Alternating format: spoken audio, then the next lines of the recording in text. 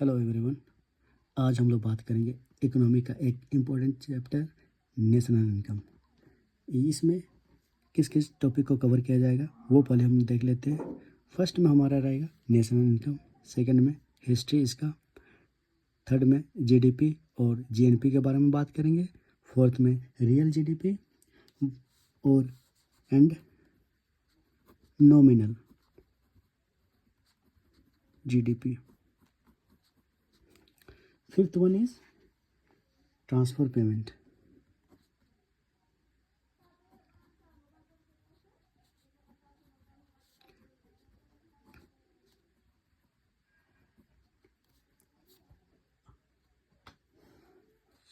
Sixth one is इसको किस तरह से मेजर किया जाए, मेजरिंग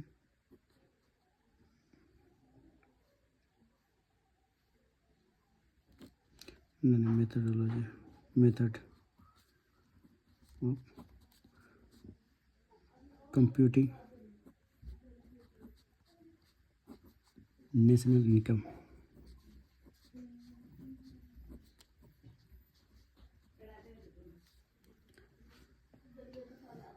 चलिए इसको करते हैं। नेशनल इनकम को कैसे मेजर किया जाता है, रोल ऑफ मेजरिंग।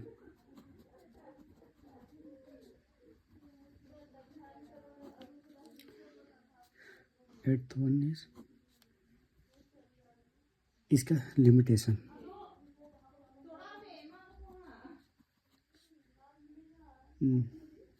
तो चलिए मोटा मोटा ये हमारा टेबल ऑफ कंटेंट, इसी के अंदर हम लोग डील करेंगे किस तरह से हम लोग आगे चैप्टर जाते हैं।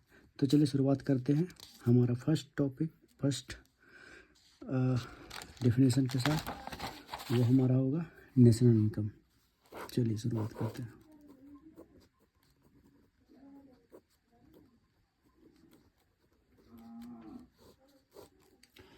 नेशनल इनकम को अगर डिफाइन किया जाए तो ये किस तरह से डिफाइन होगी, तो उससे पहले हम लोग जानेंगे कि ये है क्या नेशनल इनकम। नेशनल इनकम वो है जिसमें सब फैक्टर आ जाते हैं जो एक नॉर्मल रेजिडेंट कमाता है एक कंट्री अकाउंटिंग ईयर में, तो उसी को नेशनल इनकम कहा जाता है। तो इसको ये कहा जा सकता है कि ये है एक सम total of the factor income.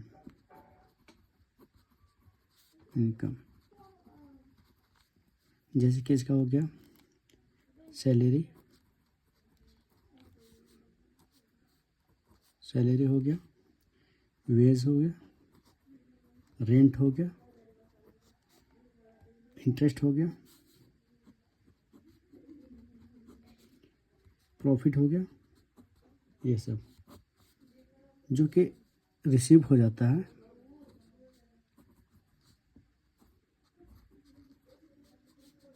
Receive होता है कहाँ से, फैक्टर ऑफ प्रोडक्शन से।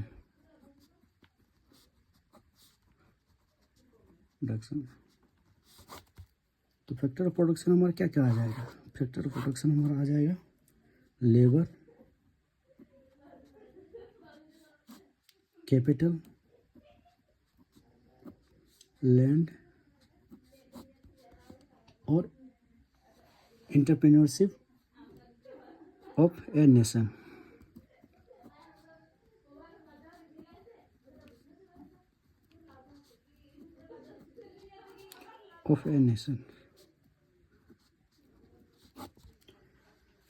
जब इसको हम दूसरे शब्दों में समझा जाए तो ये नेशनल इनकम जिसमें वो सब टोटल का वैल्यू हो जाता है फाइनल गुड्स और सर्विस का, जो कि एक डोमेस्टिक बाउंड्रीज के अंदर में पैदा होता है। एक टेरिटरी है, इसमें हमारा सब जितने भी है ये फला डंगना जो भी है ये हमारा आ जाता है। सब जितना पैदा होगा गुड्स और सर्विस, गुड्स एंड सर्विस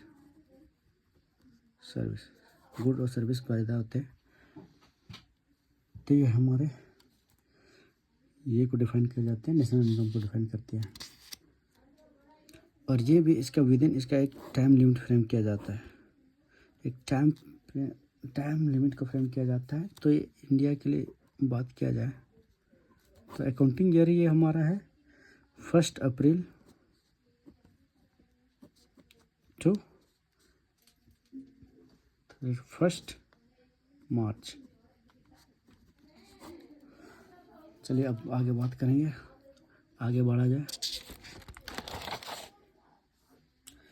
जब इसको हम मेज़र करने का बात किया जाता है तो इसको हम लोग gross domestic product, gross domestic product में इसी को जीडीपी बोला जाता है। और इसी का एक वेरिएंट है, इसी का वेरिएंट क्या क्या है, नेट डोमेस्टिक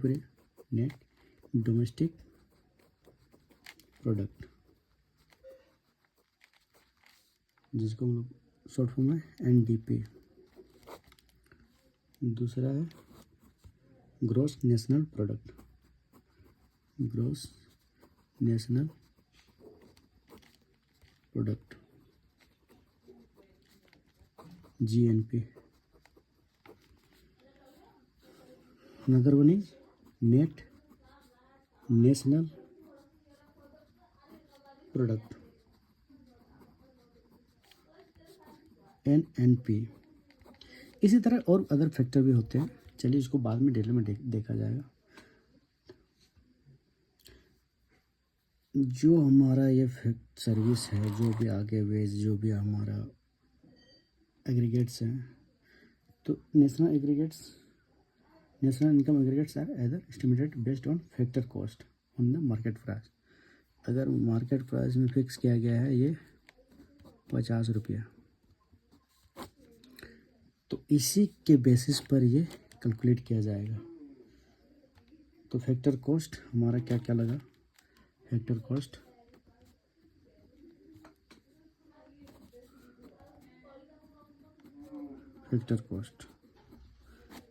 को क्या क्या लगा, तो इसी को एस्टिमेट किया जाता है उन मार्केट प्राइस के बेसिस पे।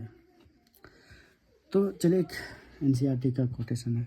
एनसीईआरटी क्या करती है, जो वैल्यू है, जो अमाउंट है, सपोज कोई एक्स अमाउंट है,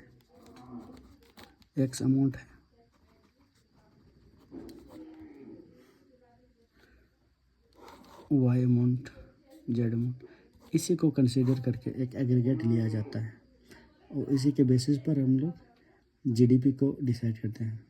तो जीडीपी है क्या, सिंपल शब्दों में ये कहा जाता है, GDP according to NCERT sum total of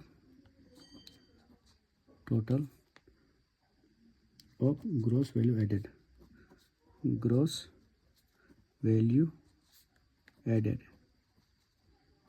of all the firm in the economy, of all the firm in the economy,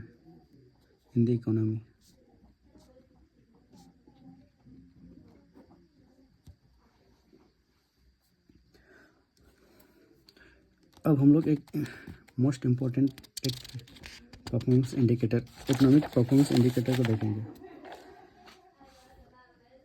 तो हमारा अगर इंडिकेटर के रूप में देखा जाए तो क्या क्या हो सकता है, हमारा हो सकता है GDP growth rate, GDP per capita. तो इसी के बेसिस पर हमारा नेशनल इनकम निर्धारित किया जाता है। तो जीडीपी ग्रोथ रेट क्या होती है, जीडीपी ग्रोथ रेट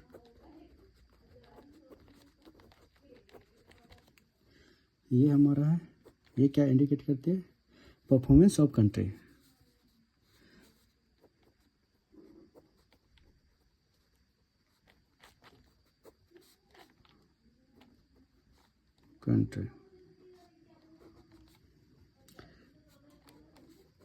दूसरा है GDP per capita,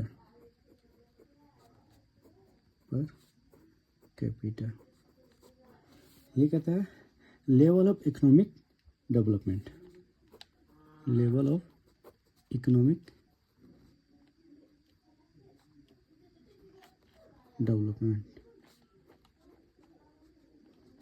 in comparison to other country.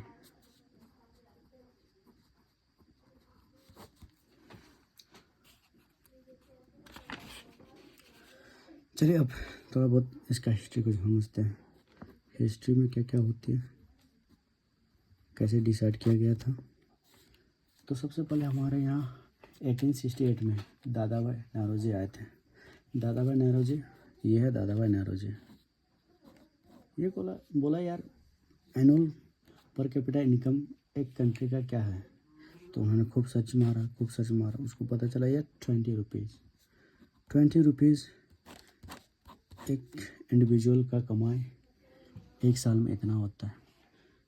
उसके बाद फर्स्ट साइंटिफिक मेथड जिन्होंने ये किया था वो थे डॉक्टर V.K.R.V. राव।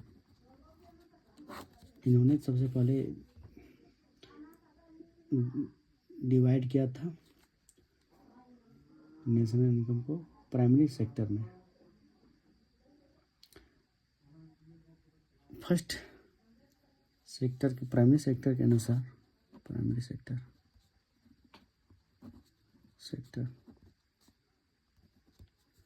जो कि किस चीज़ को इंक्लूड किया जाता है, एग्रीकल्चर,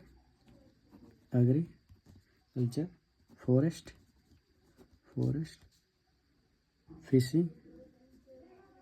फिशिंग और हंटिंग।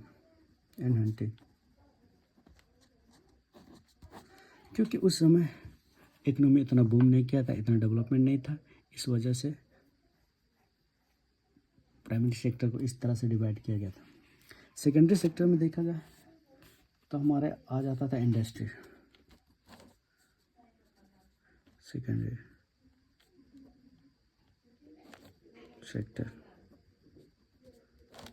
सेक्टर में आ जाएगा इंडस्ट्री।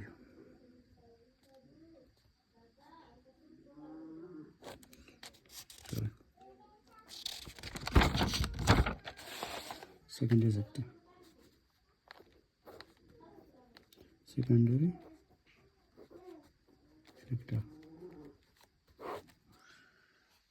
उसमें इंक्लूड किया जाता है इंडस्ट्री को।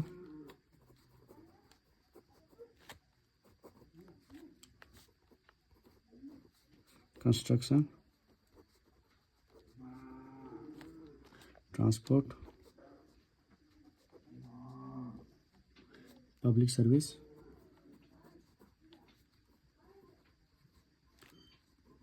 And business.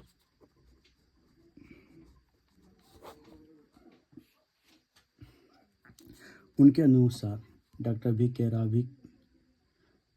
के अनुसार हमारा PCI पर कैपिटा इनकम जो इंडिया का था वो था 62 रुपीज़। तो उसके बाद धीरे धीरे अटेम्प्ट बढ़ते गए। तो first official attempt to compute national income was made by P.C. Mahalanobis. हमारे इकोनॉमी को रिफॉर्म करने के लिए जिन्होंने नेशनल इनकम को डिफाइन किया था वो थे हमारा P.C. महालनोबिस। वो जो कि हेड थे नेशनल इनकम कमेटी के। नेशनल इनकम कमेटी के